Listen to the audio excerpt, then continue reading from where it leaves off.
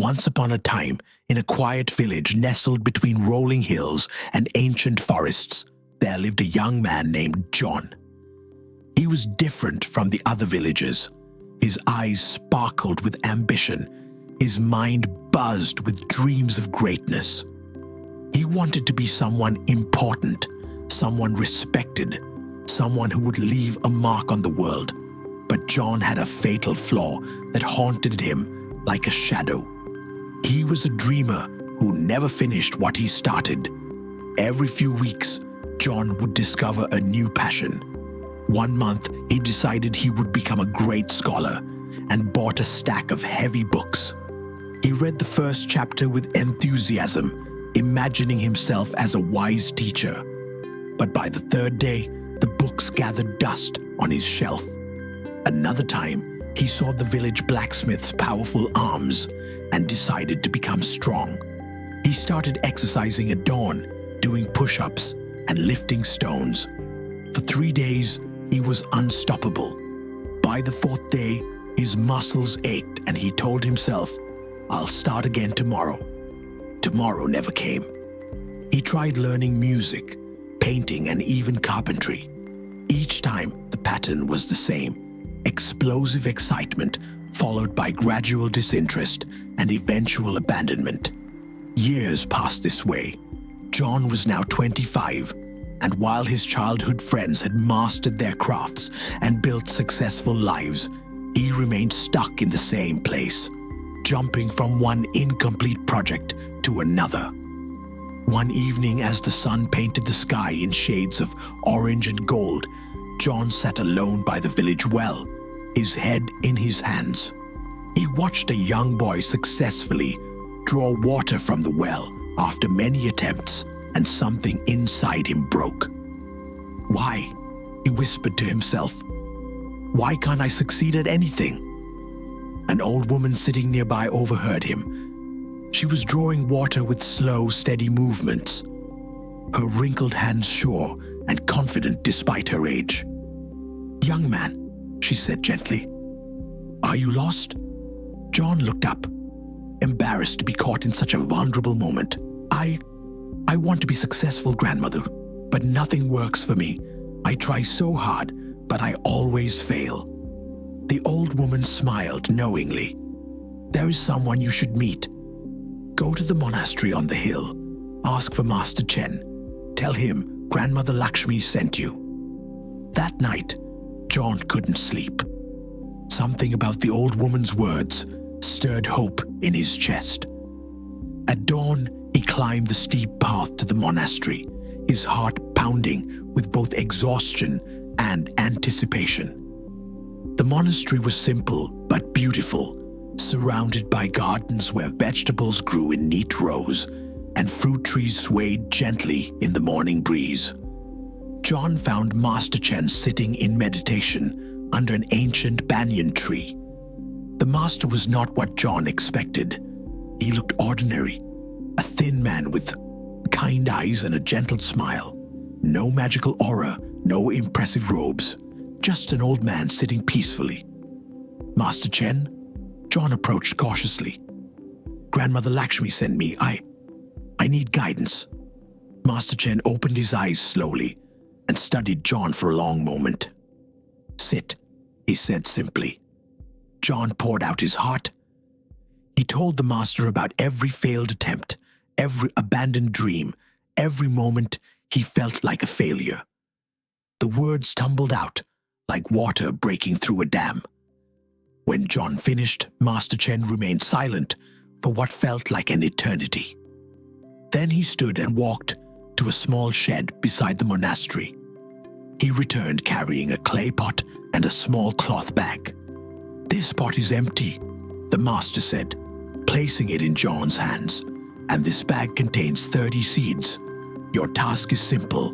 Every single day for the next month, plant one seed in this pot. Water it every morning, then come back to me." John looked at the pot, confused. "That's it? That's the secret to success? Do you think it's easy?" Master Chen's eyes twinkled with something between amusement and challenge. Many people have held that pot. Very few have completed the task. Will you be one of them? Pride flared in John's chest. Of course. This is simple. I can definitely do this. Then go, said the master. I will see you in 30 days. John walked home with excitement bubbling inside him. Finally, he had found the answer. A simple task from a wise master. This would surely unlock the secret to success.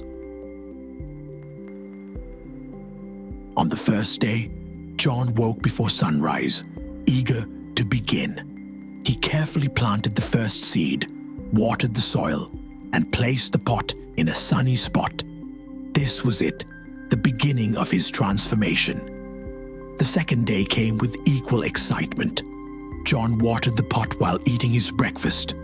He checked the soil several times throughout the day, expecting to see something happening. By the third day, John stared at the pot with growing disappointment. Nothing, just dark, wet soil. No sprout, no sign of life. He watered it anyway, but doubt crept into his mind. Is this really going to work? The fourth day brought frustration. John almost forgot to water the pot and remembered only in the afternoon. What's the point? He muttered. Nothing is happening. On the fifth day, John considered giving up. This was exactly like everything else. Lots of effort, no results. But then he remembered Master Chen's words. Many people have held that pot. Very few have completed the task. He didn't want to be another failure, so he watered the pot, more out of stubbornness than hope. Days 6 through 10 were the hardest. John's enthusiasm had completely vanished. Watering the pot felt like a meaningless chore.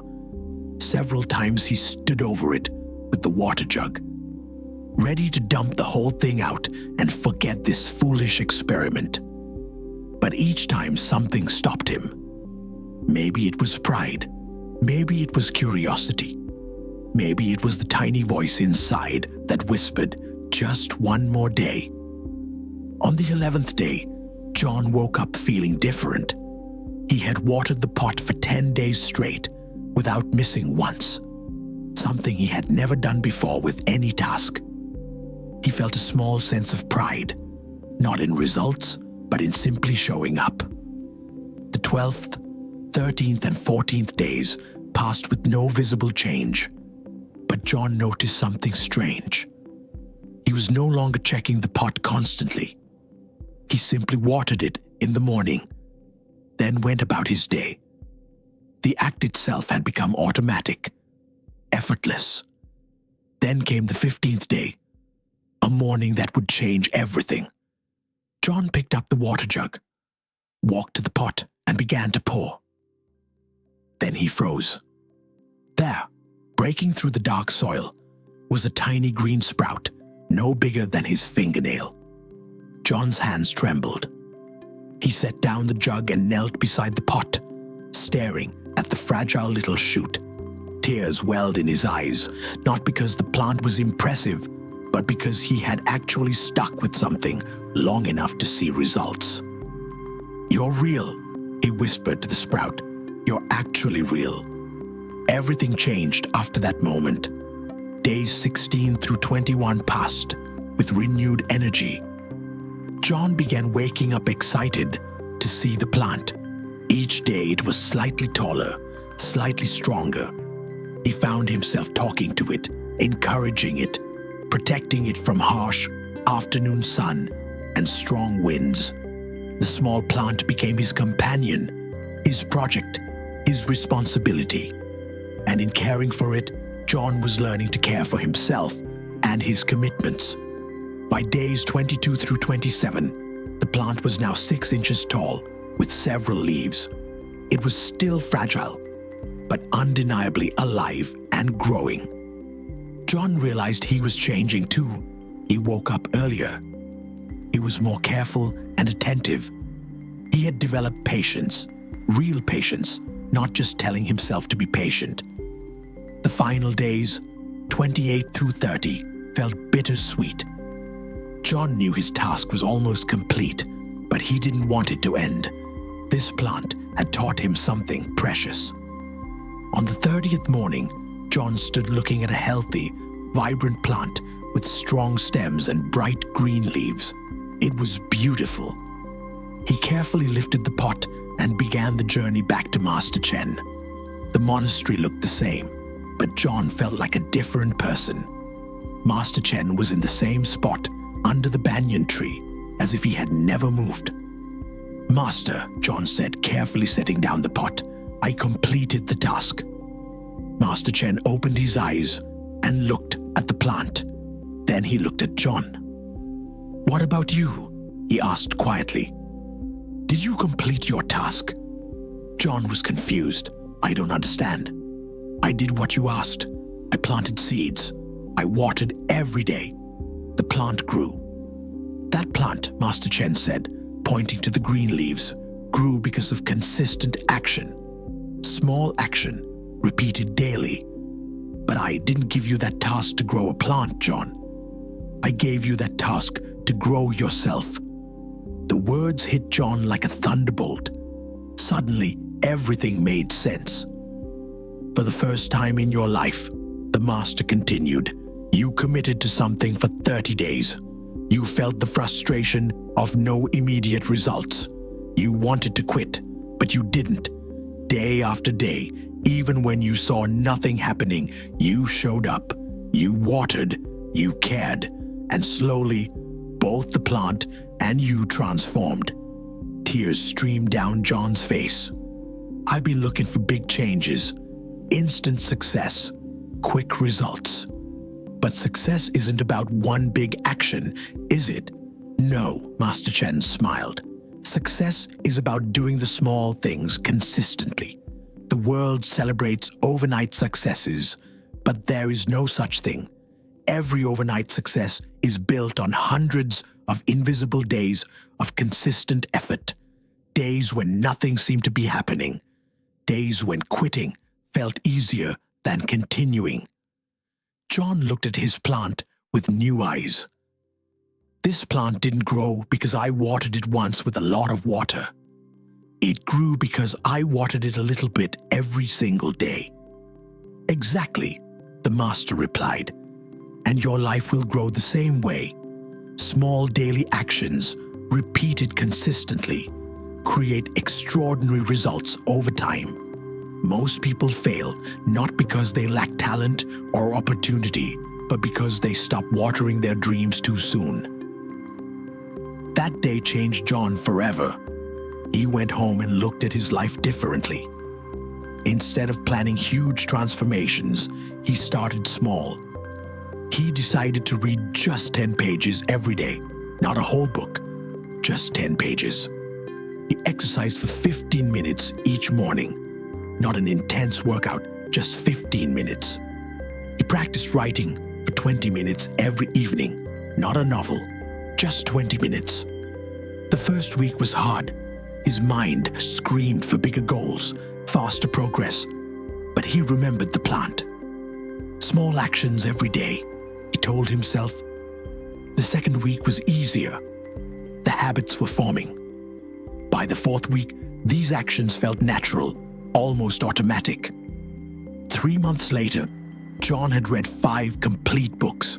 His body was stronger and healthier.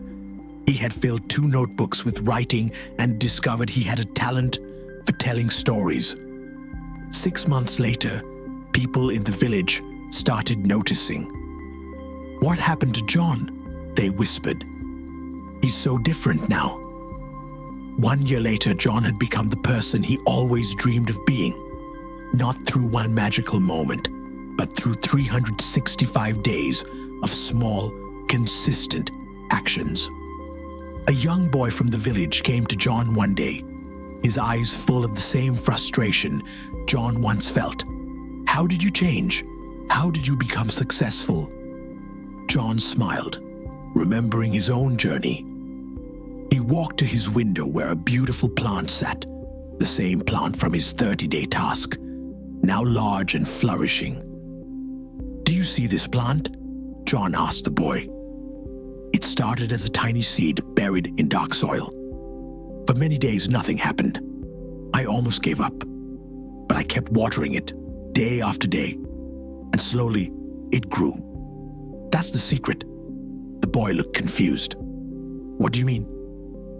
Success is not about one big action, John explained patiently.